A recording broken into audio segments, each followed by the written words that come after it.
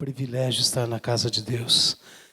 Te convido a abrir a tua palavra, Lucas capítulo 14. Lucas capítulo 14. Nós vamos ler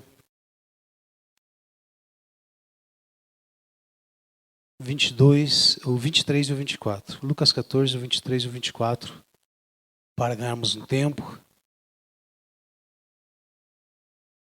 Eu não sei qual é o teu propósito, não sei qual é o teu projeto, o teu pensamento. Mas assim como o homem, ele pensa no seu coração, ele realiza as coisas. E quando eu preparo meu coração para estar na casa do Senhor, eu preparo para realmente ouvir a voz de Deus.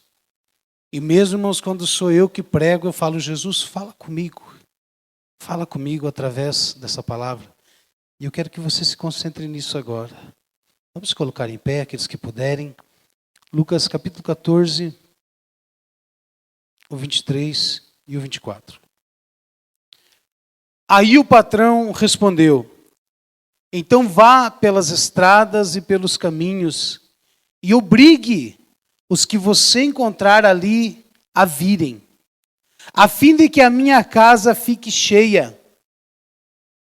Pois eu afirmo a vocês que nenhum dos que foram convidados provará o meu jantar. Feche os teus olhos. Querido Jesus, nesta manhã aqui estamos, Senhor. E esse ambiente é teu, Pai. Essa igreja é tua, esse povo é teu, não é meu. E eu convido o Senhor Jesus porque a palavra também é tua. E o Senhor é que fala, o Senhor é quem se move. E a ti seja dada a honra, a glória, o louvor e toda a adoração, Deus.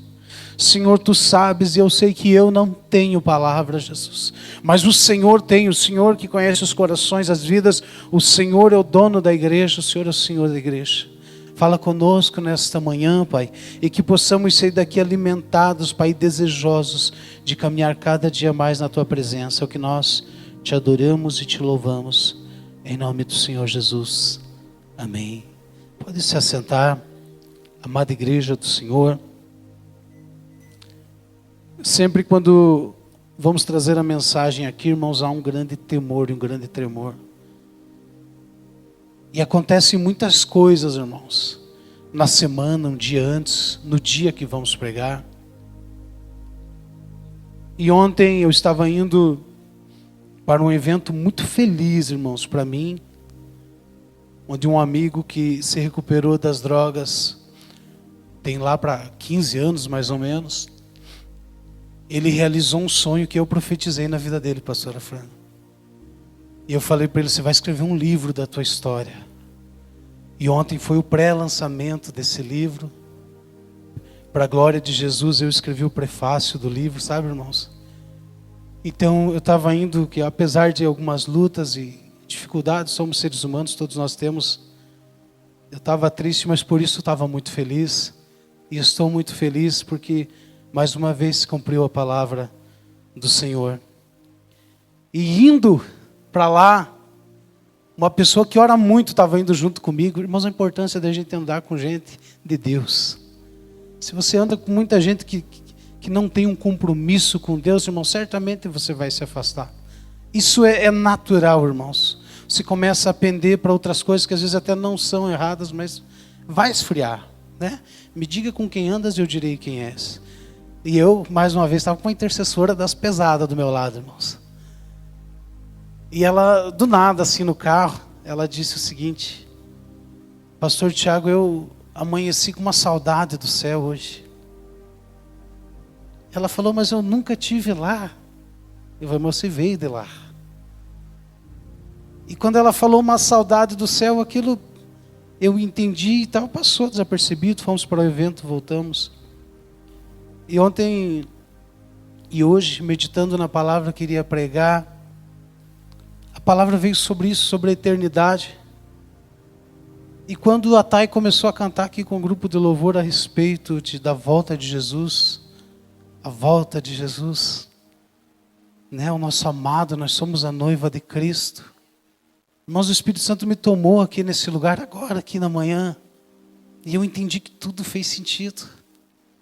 E o que o Senhor bradou no meu coração, e isso é confirmação da palavra. E o Senhor falou no meu coração que a igreja dele, aqueles que são dele, tá, irmãos? Os que não são dele, paciência. O que a gente vai dizer? A escolha é de cada um, mas aqueles que são dele amam a eternidade. Amam a eternidade. Vivem para a eternidade. Esperam a eternidade.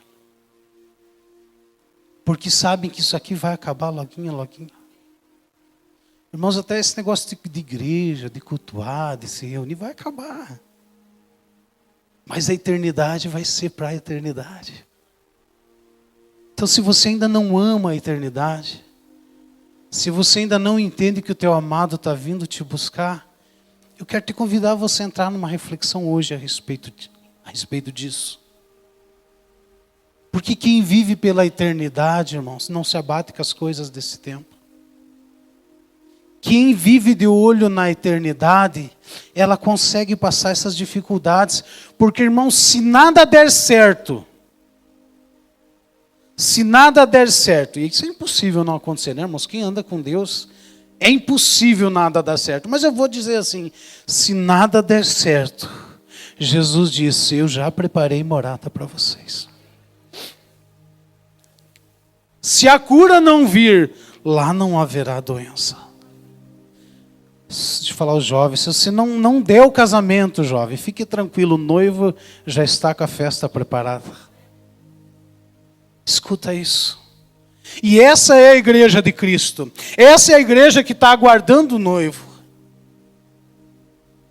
Não, Tiago, mas eu vi na outra igreja que a noiva de Cristo está esperando o noivo. Você não precisa esperar mais nada. O dinheiro que vai entrar na conta, a casa que você vai comprar, o carro que você vai vender. Nossa, Tiago, mas se é só a eternidade, eu posso largar tudo. Faça o que o Espírito Santo colocar no teu coração. Mas eu quero dizer que se você não for apaixonado pela eternidade, se essa vida for maior e mais importante do que o que nos espera na eternidade, então não valeu a pena a cruz. Então não valeu a pena o que Jesus fez por nós. Então não vale a pena o que o Espírito Santo está fazendo na minha e na tua vida. Se essa vida tiver mais valor, meus irmãos, se o que nós estamos vivendo nesse tempo aqui, de comprar, de vender, de fazer as coisas, eu não estou dizendo que isso é errado, mas estou falando de uma escala de valores, de importância na minha vida. O que é a prioridade? Lucas capítulo 14, eu quero que você com a sua Bíblia aberta,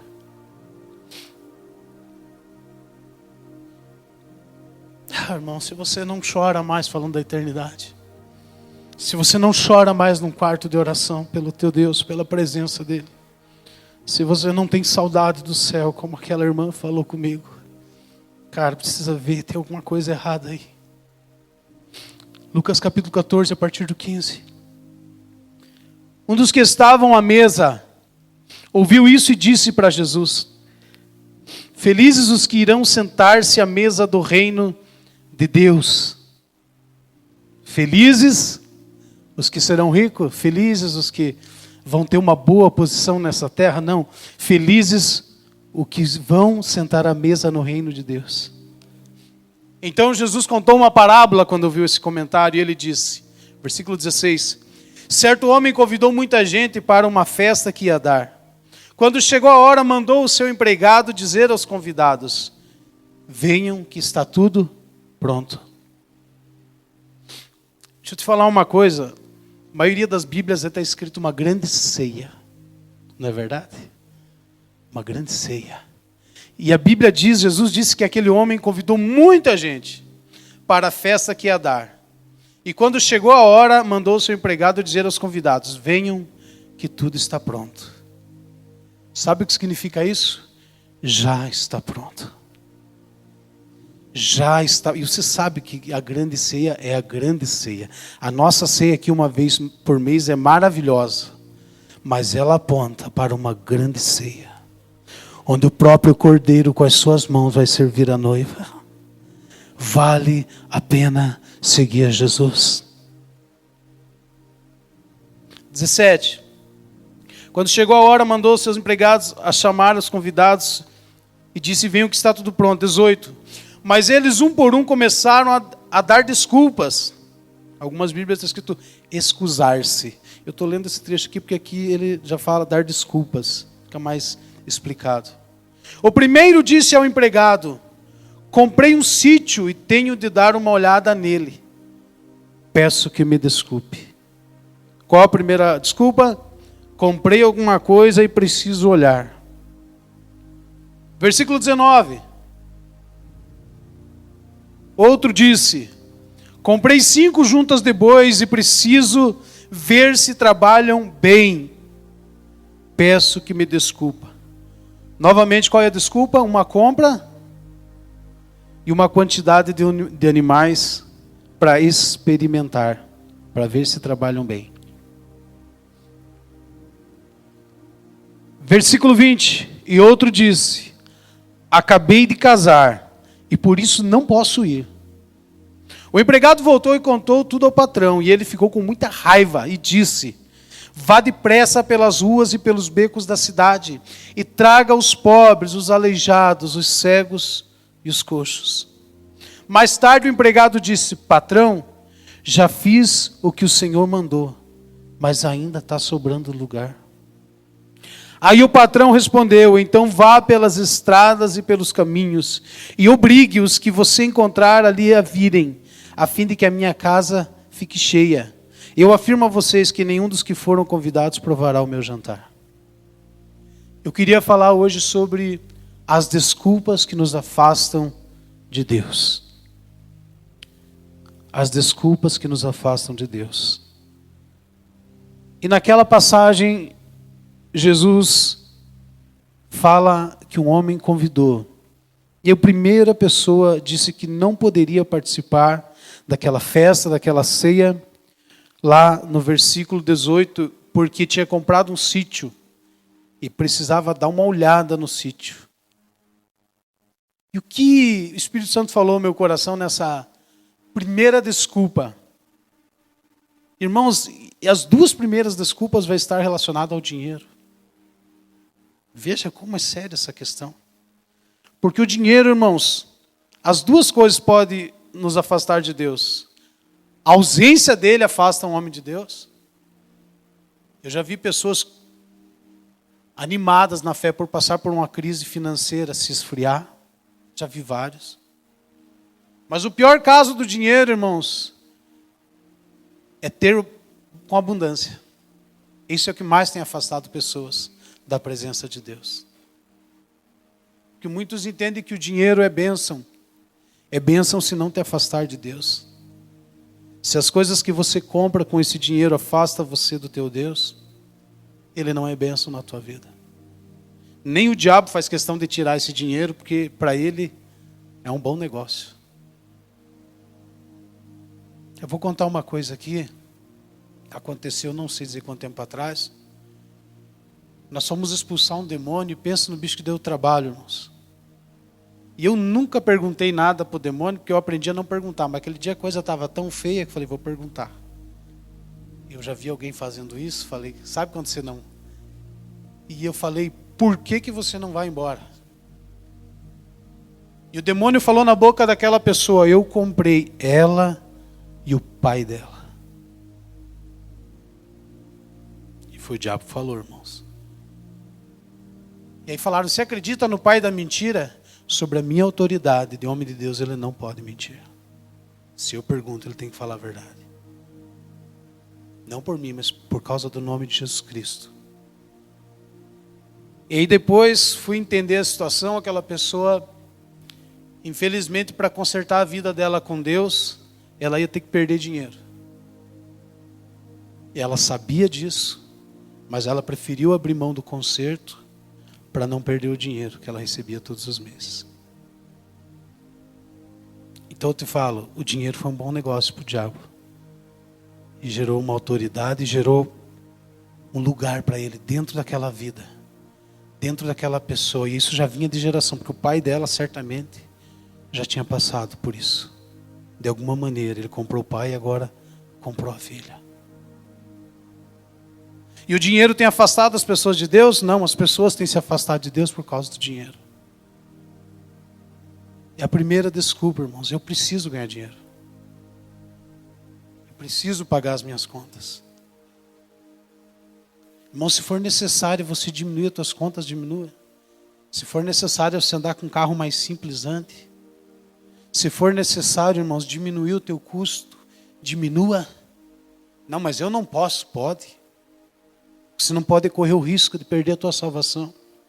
Você não pode correr o risco de perder a tua eternidade. Enquanto o único Deus que tem nome na Bíblia, que Jesus disse, é Mamon, e representa as riquezas. Então, eu quero deixar essa mensagem hoje. Não deixe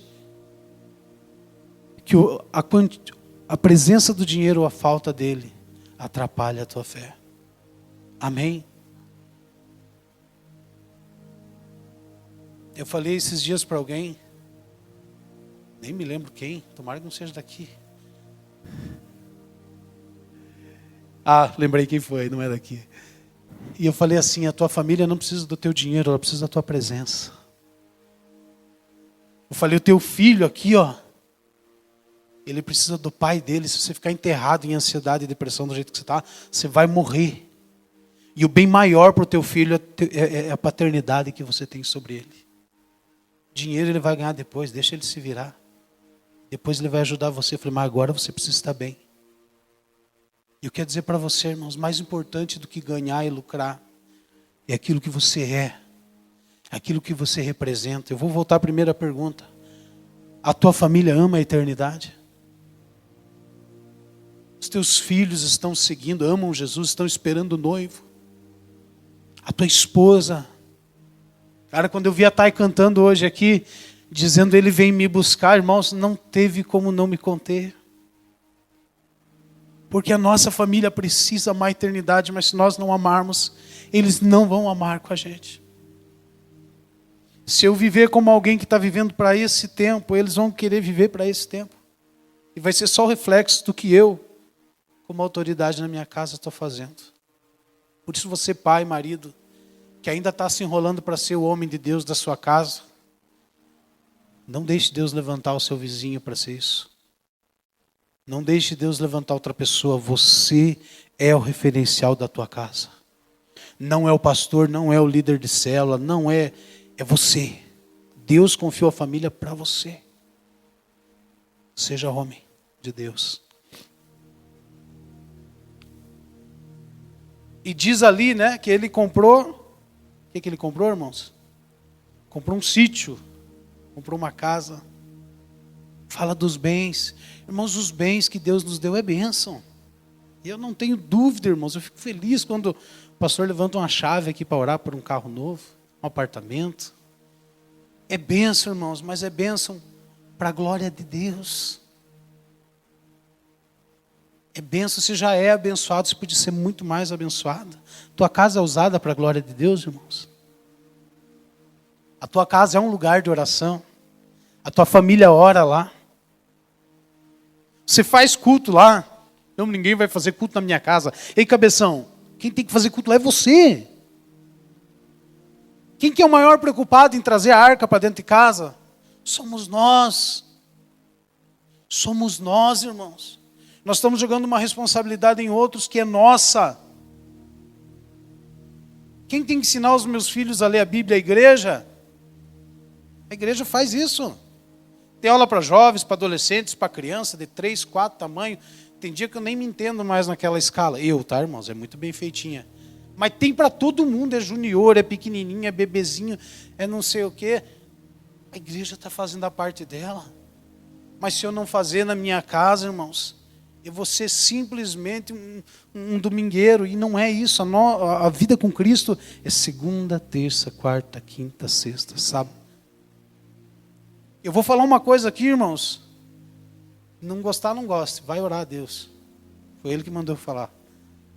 Esse culto está lindo, está maravilhoso. A unção aqui hoje, desde a abertura, o louvor. Eu espero que a palavra continue assim. Mas se você tiver com a cabeça, depois do culto, eu não vejo a hora de ir para o parque. Não vejo a hora de ir para a churrascaria. E a cabeça fica nisso e nem está aqui no culto. Você está perdendo teu culto. É coisa de quem não está vislumbrando a eternidade. Ah, porque agora estou livre, vou de manhã e fico livre à tarde. Livre do quê, cara? Olha o que você está falando. Livre do quê? Livre da igreja, livre dos irmãos, livre da presença, livre da palavra.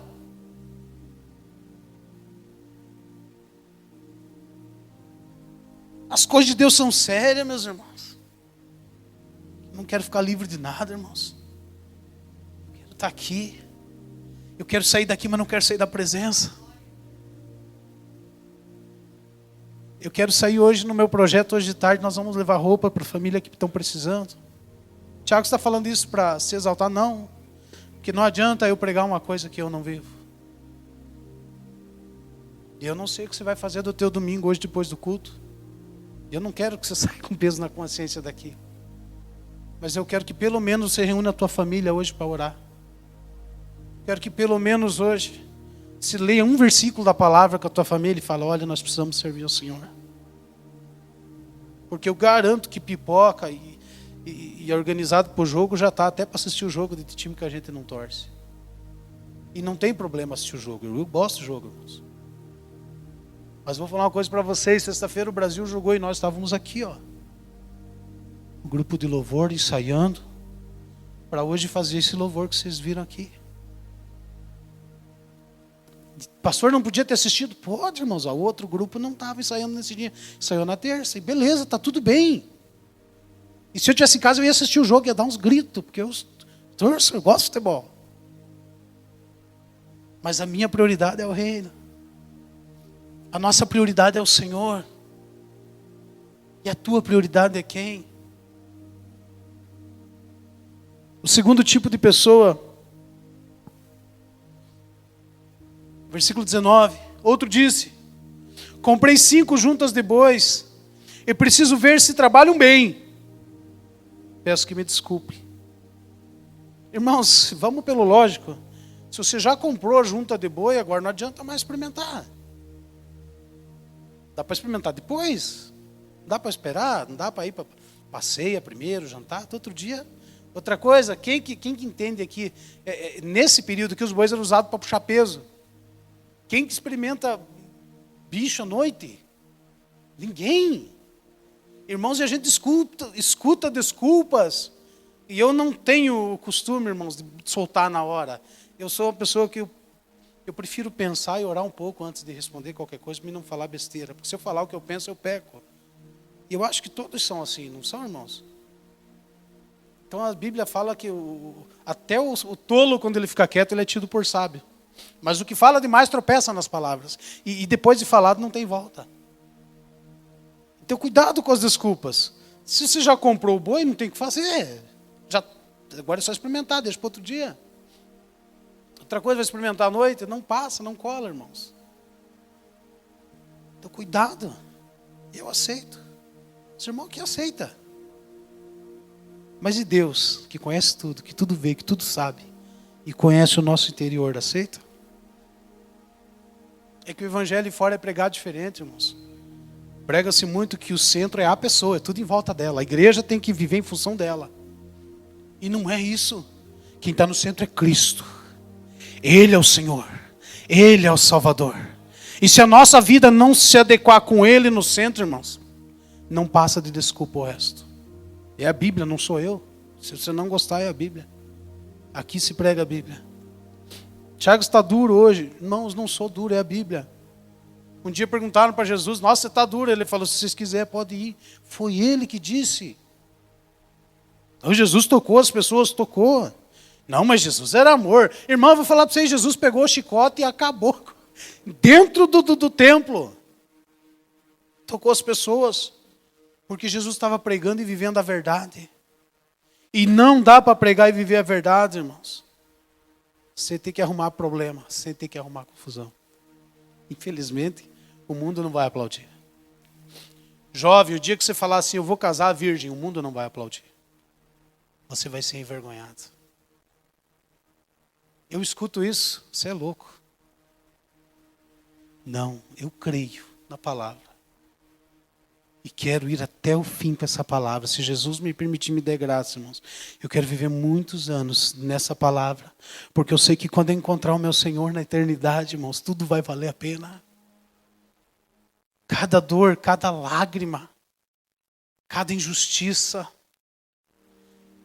cada prazer que eu deixei de ter nessa terra foi por causa do meu Senhor.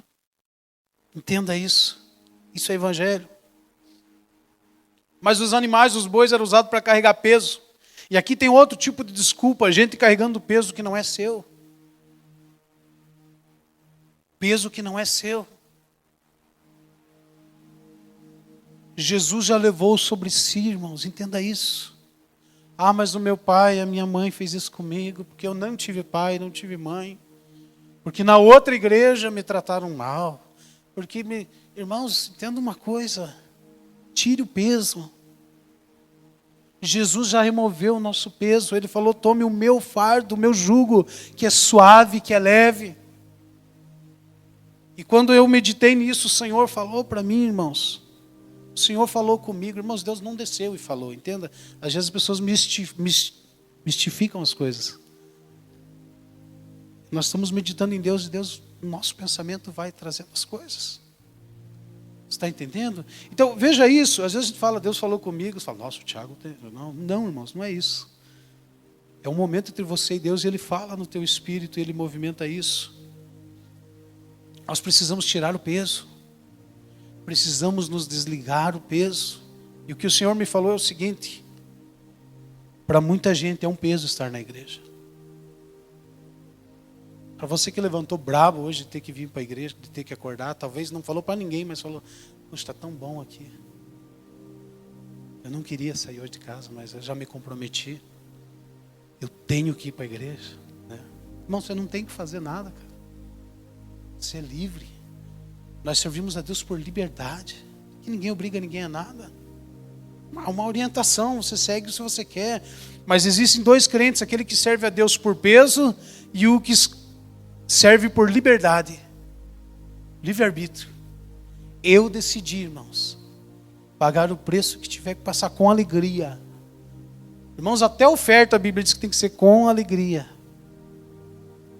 Então, se o teu trabalho que se oferece ao Senhor não é com alegria, se você ora 1 hora, 2 horas, mas porque alguém está te forçando a orar, você precisa rever isso. Então, paro de orar, Tiago? Não. A motivação pela qual você faz isso é o que faz a diferença. Qual é a minha motivação de estar na igreja? Qual é a tua motivação? Realmente, irmãos, eu quero que você pense para você. Esquece tua família, esquece tudo. Qual que é a motivação? Qual é o motivo que te faz servir a Deus? É gratidão porque Ele te tirou da onde tirou? Não é errado. O motivo é porque você quer morar no céu? Tá certo. Mas talvez não seja esse o motivo. Talvez você venha porque há outros motivos e aí convém você e Deus, você orar e ver com Deus. Não, eu tenho medo de ir para o inferno. Você viu como é que é diferente?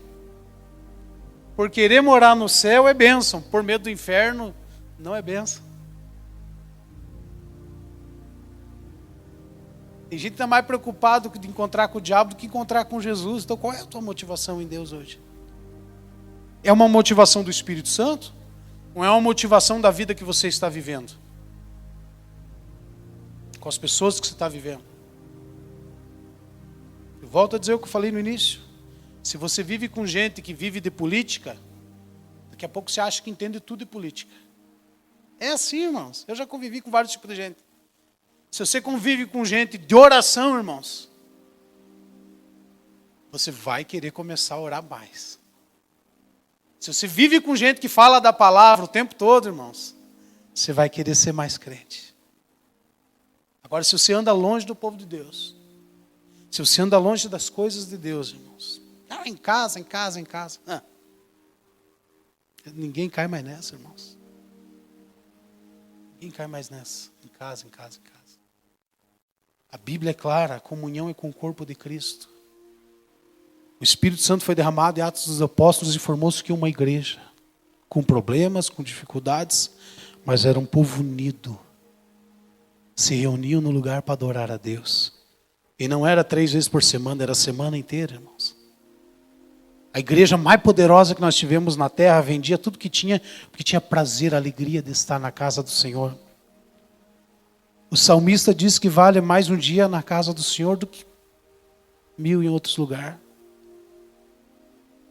Então, o lugar que nós vivemos.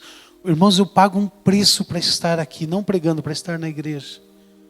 Para fazer a obra que o Senhor me confiou. E para fazer outras que tem por aí, que nós não ficamos tocando trombeta. E está tudo bem, irmãos, eu estou feliz. Está bem, hoje eu trouxe uma cópia do livro, entreguei para o pastor, falei, ó pastor, está aí, ó. Esse é um presente para você. E Deus está trabalhando, e essa é uma história de pessoas que foram impactadas. E tem outras milhares, irmãos. Ontem, como era um evento da chácara de recuperação, eu recebi um monte de abraços. Ô pastor, que bênção, me dá teu número, eu estou bem, estou animado, minha mulher está fazendo... Cara, escutei muito testemunho ontem, assim, de conversar, de pessoal. Mas Tiago, todo mundo se recuperou? Não, irmãos, bastante. Mas na igreja não é diferente. Pessoas vêm, pessoas vão, porque a decisão é sua. A decisão é sua. Eu vou falar uma coisa aqui, irmãos, eu acho que nunca falei no altar, mas eu vou falar porque a pastora Thay não está hoje aqui. A pastora Thay é uma mulher que ela tem dores. Ela tem problema nas juntas, incha no frio.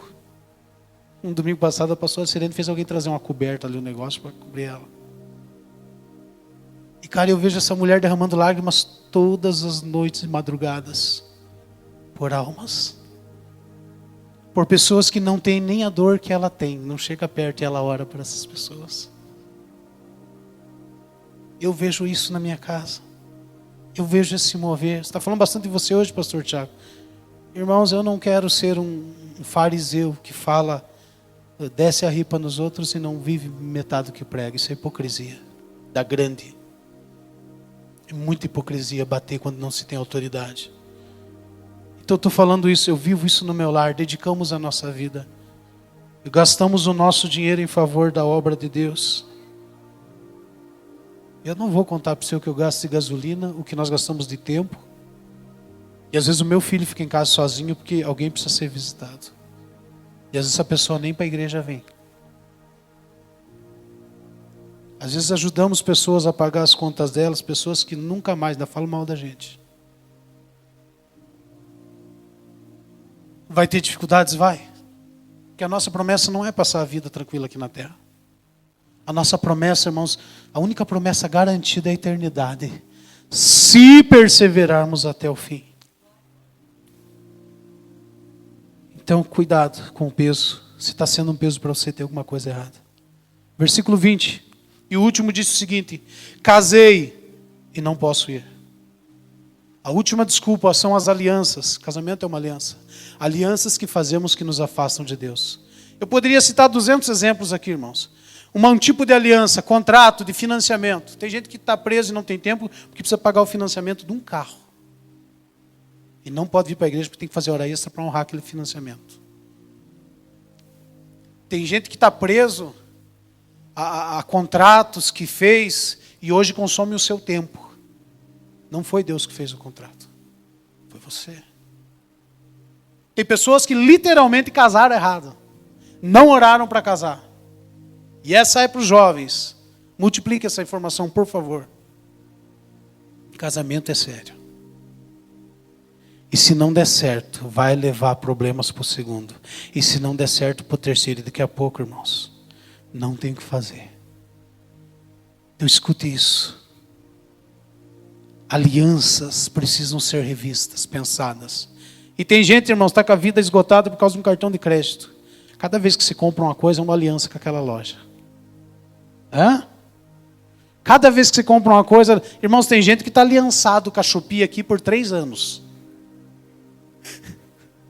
É Shopee, é Temu, é Mercado Livre, é da China, é da... Meu Deus! Mas são alianças. Aliança é o quê? É um compromisso que você deve lealdade, que você deve responsabilidade. Aí o camarada é mais responsável com a Shopee, com a Temu, com as outras, do que com a comunidade que ele congrega. Ele é mais responsável com essas alianças do que com o pastor que chora e derrama lágrimas pela vida dele todos os dias. Não, mas eu tenho que pagar a conta. E o que é mais importante? Quero encerrar, irmãos.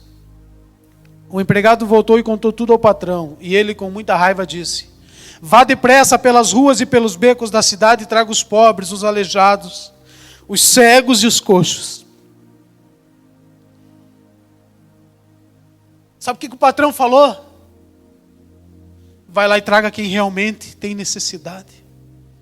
Quem realmente está passando dificuldade. Esses vão respeitar o meu convite.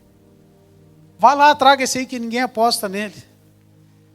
Traga lá o Tiago, lá abandonado na contenda, e faz dele um pregador. Eu me vejo nesses homens aqui, irmãos. Um cego, um manco, cheio de defeitos, cheio de problemas.